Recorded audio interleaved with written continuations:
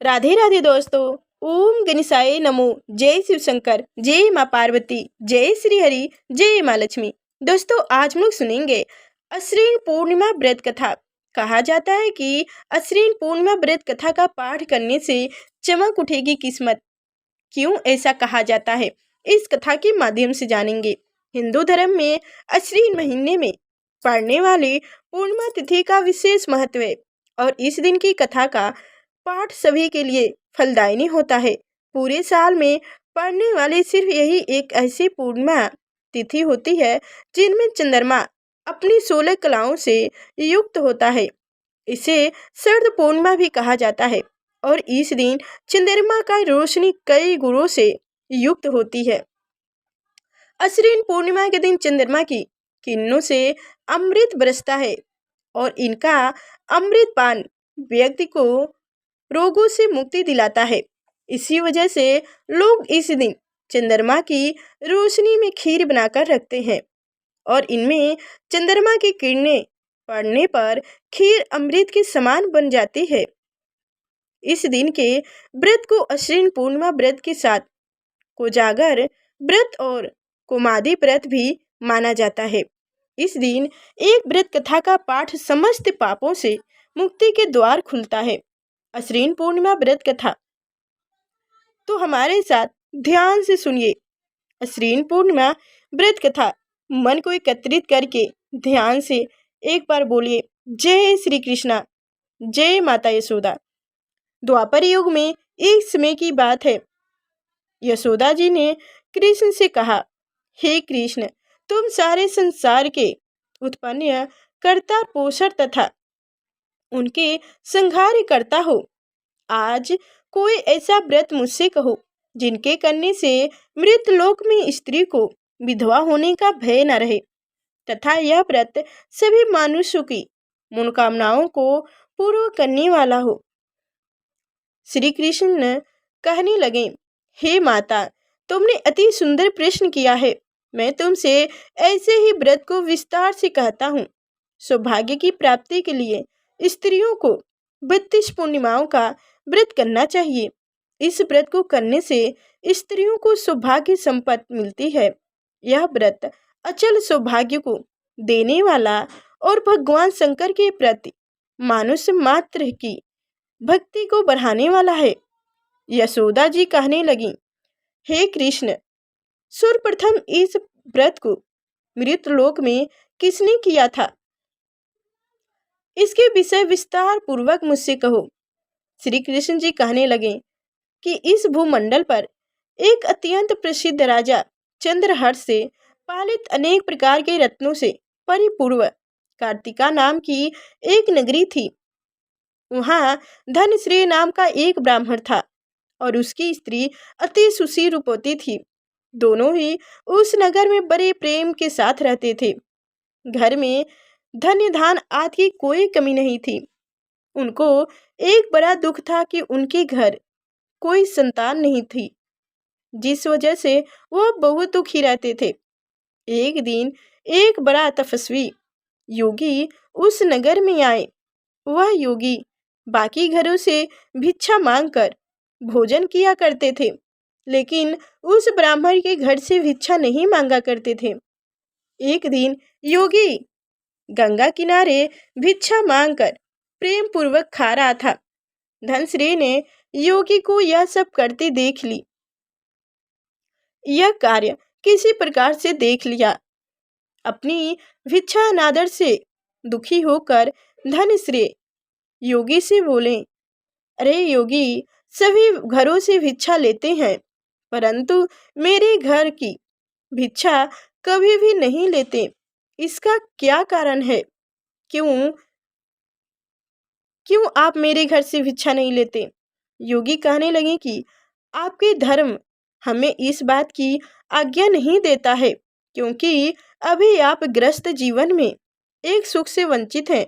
आपके घर संतान होने पर मैं आपके घर में से भी भिक्षा स्वीकार कर लूंगा।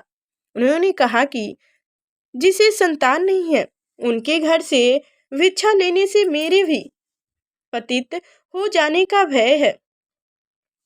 धनश्री यह सब बातें सुनकर बहुत दुखी हुए और हाथ जोड़कर योगी के पैरों पर गिरकर तथा दुखी मन से कहने लगे कि आप मुझे संतान प्राप्ति के उपाय बताएं। आप सर्वज्ञानी हैं, मुझ पर अवश्य यह कृपा कीजिए। धन की मेरे घर में कोई कमी नहीं है, लेकिन मैं संतान न होने के कारण अत्यंत दुखी हूँ। आप मेरे इस दुख का हरण कीजिए, कोई भी उपाय कीजिए। यह सुनकर योगी कहने लगे कि तुम चंडी की आराधना करो। घर पहुंचकर उन्होंने यह सारी बात अपनी पत्नी को बताई और खुद वन में चला गया।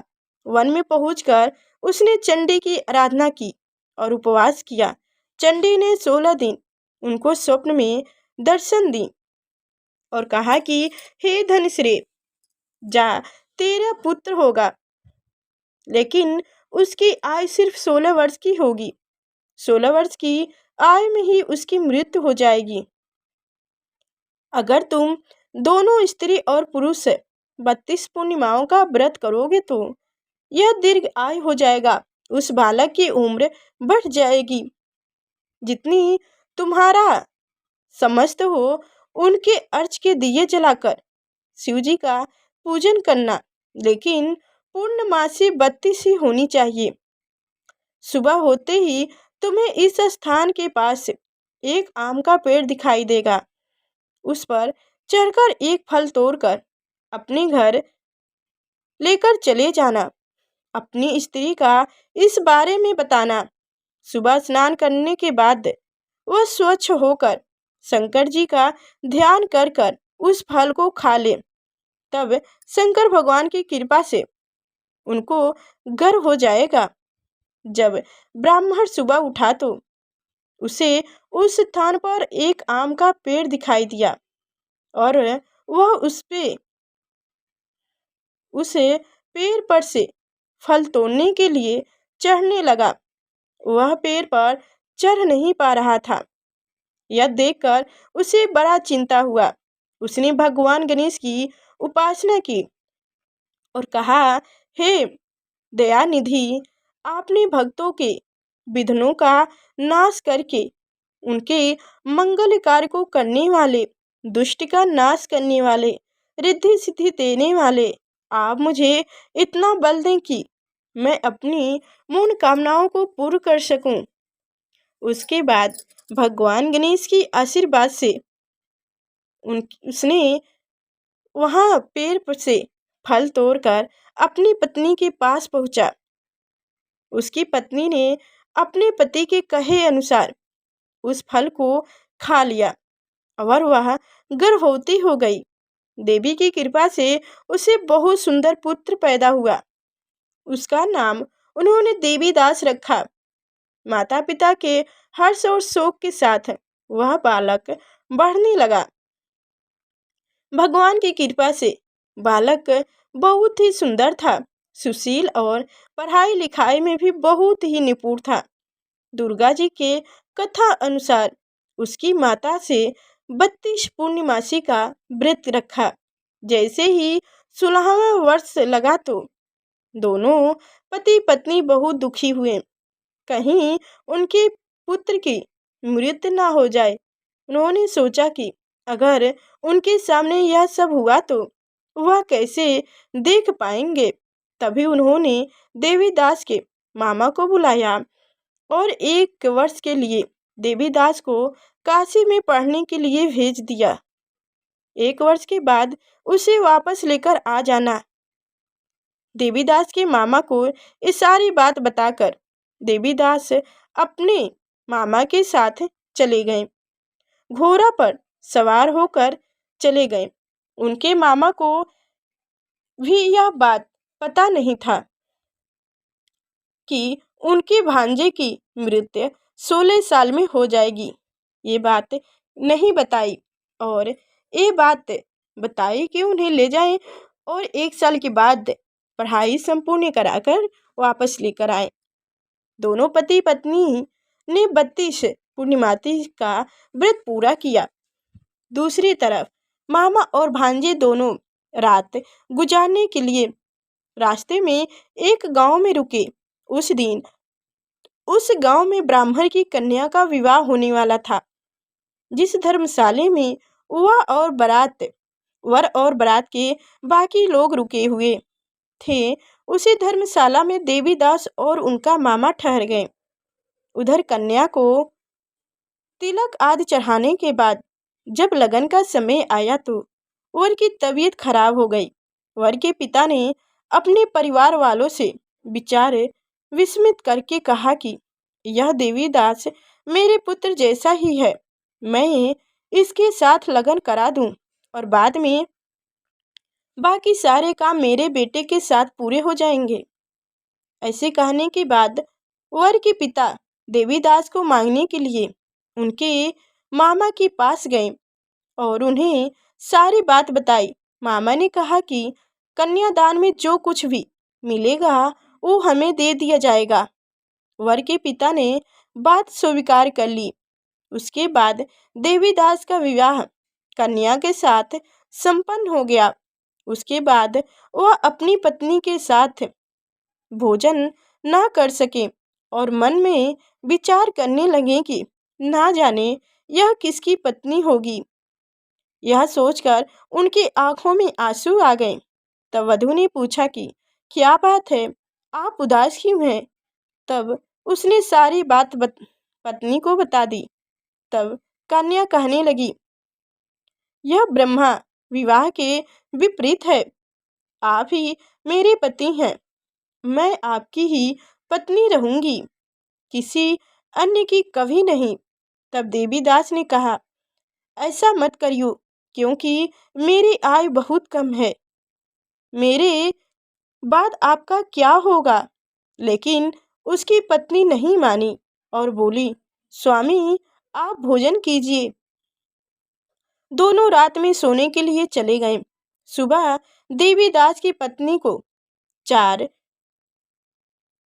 नगों से जुड़ी एक अंगूठी दी और एक रुमाल दिया और बोला कि हे प्रिय, इसे लो और संकेत समझकर स्थित हो जाओ। मेरे मरण और जीवन जानने के लिए एक पुष्प वाटिका लगा लो, उसमें सुगंधित वाली एक पुष्प लगा लो, उसको प्रतिदिन जल से सींचा करो और आनंद के साथ खेला कूदा करो। जिस समय और जिस दिन मेरे प्रांत होंगे उस दिन यह फूल सूख जाएंगे। जब यह फिर से हरे हो जाएंगे तो जान लेना मैं जीवित हूँ। यह समझाकर वह वहाँ से चले गए। उसके बाद जब वर और बाकी बाराती मंडप में आए तो कन्या ने उसे देखकर कहा कि ये मेरा पति नहीं है, मेरे पति वह है जिनके साथ रात में विवाह हुआ था। इनके साथ मेरा विवाह नहीं हुआ है। अगर यह वही है तो यह बताएं कि मैंने इन्हें क्या दिया है। साथ ही कन्यादान के समय को आभूषण मिले इन्हें दिखाएं। कन्या की ये सारी बातें सुनकर वह कहने लगे कि मैं यह सब नहीं जानता। उसके बाद सारी बारात भी अपमानित होकर लौट गई। भगवान कृष्ण बोले, हे माता, इस प्रकार देवीदास काशी चला गया। कुछ समय जब बीत गया तो एक सर्प उसको डसने के लिए वहां आया, लेकिन वह उनको काट नहीं पाया क्योंकि उसकी माता ने पहले ही 32 पूर्णिमा का व्रत कर ली थी। इसके बाद खुद काल वहां पहुंचा। भगवान की कृपा से तभी वहां माता पार्वती और भगवान गणेश आ गए। देवीदास को मूर्छित दशा में देखकर माता पार्वती ने भगवान शिव से प्रार्थना की कि महाराज, इस बालक की माता ने पहले ही 32 पूर्णिमा का व्रत कर ली है, आप उनको प्राण दे। भगवान शिव ने माता पार्वती से कहने पर उन्हें प्राण दान दे दिया। उधर उनकी पत्नी उनके काल की प्रतीक्षा कर रही थी।